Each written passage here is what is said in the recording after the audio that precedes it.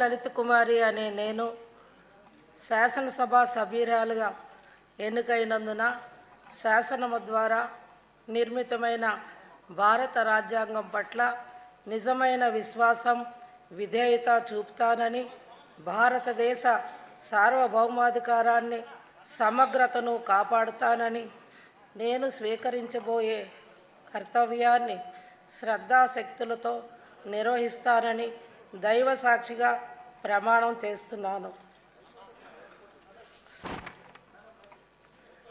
ఆంధ్రప్రదేశ్ శాసనసభ సభ్యురాలినైన కోళ్ళ లలిత కుమారి అనే నేను సభ నియమాలకు కట్టుబడి ఉంటానని, వాటిని అనుసరిస్తానని, సభ మర్యాదలను పాటిస్తానని, సాంప్రదాయాలను గౌరవిస్తానని దైవ సాక్షిగా ప్రమాణం చేస్తున్నాను.